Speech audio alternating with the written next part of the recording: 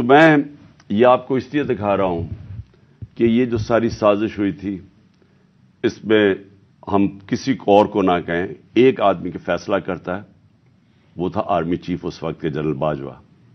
انہوں نے یہ فیصلہ کیا ہمیں ہٹانے کا۔ کیا وجہ تھی اس کے پیچھے؟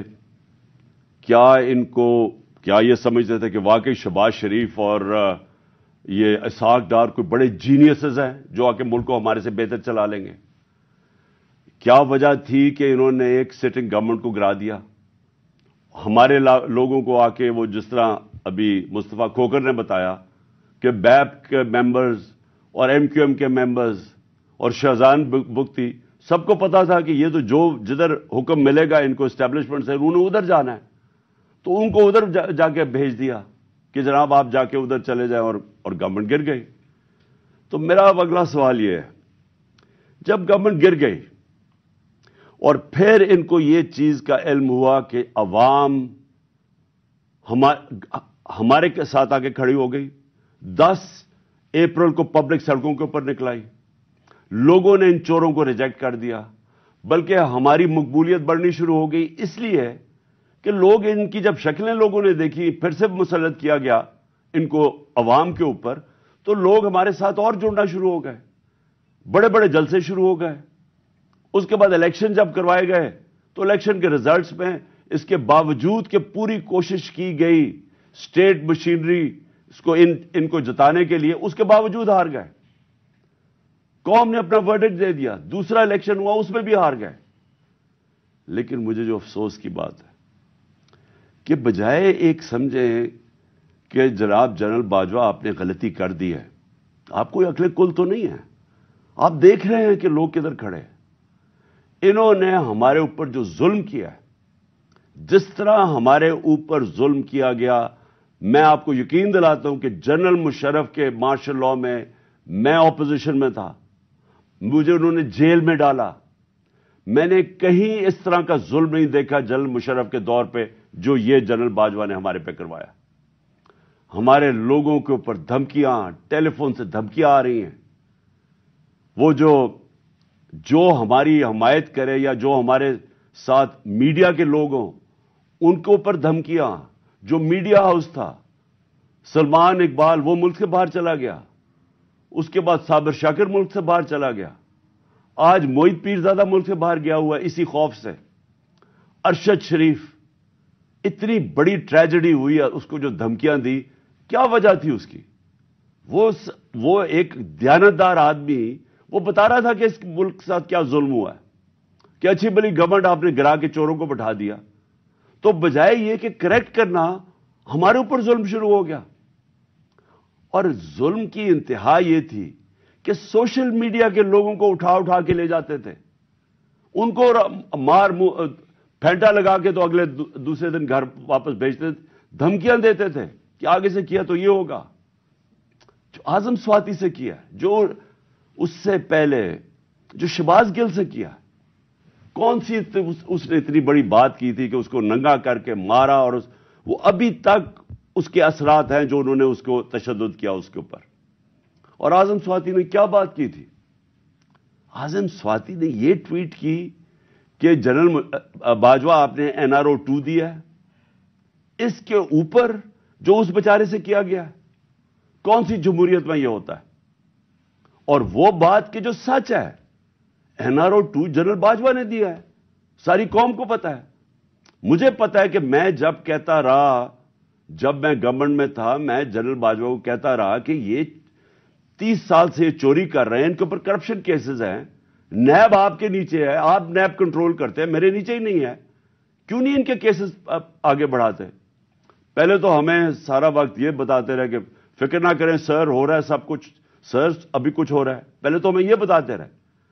آہستہ آہستہ ہمیں پتا چلا کہ ان کی تو کوئی نیت ہی نہیں ہے کرپشن کی۔ مجھے پھر کہنا شروع ہو گئے کہ جی آپ ملک کی اقتصادیات کو ٹھیک کریں، اکانومی کو ٹھیک کریں، بھول جائیں اس کو، یہ اکاؤنٹیبلٹی کو۔ کبھی کوئی مہذب معاشرہ یہ اجازت دیتا ہے کہ بڑے بڑے لوگ جو اربوں روپے کی چوری کریں، آپ کہیں ان کو بھول جائیں، ان کو NRO دے دیں، اور آپ چھوٹے چھوٹے چوروں کو پکڑنا شروع کریں اور سمجھیں کیا آپ کا ملک ترقی کر سکتا ہے؟ کیا چین پاگل ہے جنہوں نے 450 وزیروں کو جیلوں میں ڈالا ہے پچھلے چند سالوں میں؟ کیا جو پریزیڈنٹ شی جن پنگ ہے اس کو اسٹیٹسمین مانا جاتا ہے؟ اس نے وہ کام کر دیا جو دنیا میں کسی نے کیا ہی نہیں ہے. 70 کروڑ لوگوں کو اس نے غربت سے نکالا ہے چائنا میں پچھلے 30 سالوں میں. وہ اس کا کیا ضرورت پڑی ہے کہ جو کرپٹ منسٹر ان کو پکڑے, ان کا احتساب کرے؟ کیونکہ کوئی معاشرہ بھی کامیاب نہیں ہو سکتا جب تک رول آف لا نہیں ہوتا, جب تک انصاف نہیں ہوتا, جب تک آپ بڑے بڑے لوگوں کو, جو اصل تو نقصان ملک کو بڑے چور کرتے ہیں, آپ ان کو پکڑ نہیں رہے اور آپ کہہ رہے ہیں کہ جی نیچے سے یہ بیچارے چھوٹے چھوٹے لوگوں, پٹواریوں کو پکڑتے رہے. اور یہ ہمارے سامنے ہوا. شہباز شریف کو بچایا گیا, اس کو اوپر اوپن اینڈ شٹ کیس تھا, اس کا 16 ارب روپے کا یہ جو ایف آئی کا کیس تھا, اس میں تو کوئی شک ہی نہیں تھا. اور اس کا جو بیٹا باہر بھاگ گیا, سلمان شہباز واپس آیا ہے, وہ کیوں باہر بھاگا تھا؟ جیسے ہی ایف آئی اے نے اس سے سوال پوچھا کہ جناب بتائیے مقصود چپڑاسی اور نوکروں کے پاس اربوں روپے کدھر سے آئے ہیں, وہ ایک دم ملک سے باہر بھاگ گیا. اور اس کو ان ساروں کو واپس لایا جا رہا ہے. کیا ہوا؟ اس میں کوئی شک ہے کہ این آر او 2 دے کے اس سارے ملک کا ایک جنرل مشرف نے نقصان کرایا تھا, این آر او 1 کا. اس ملک نے بھاری قیمت ادا کی اس کی, 4 گنا زیادہ ہمارا قرضہ چڑھایا انہوں نے 10 سالوں میں لوٹ مار کر کے.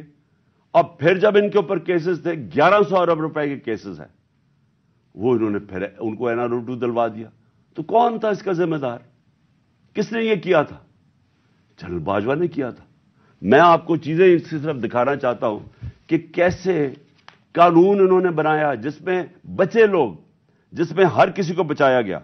انہوں نے جناب نیب لا کی سیکشن 4 میں امینڈمنٹ کی,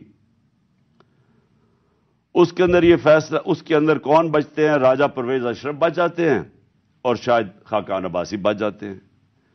پھر انہوں نے ایک اور کیا, بے نامی دار کی ڈیفینیشن سیکشن 5E, اس میں مریم نواز پاک ہو کے نکلائی ساری چوری سے.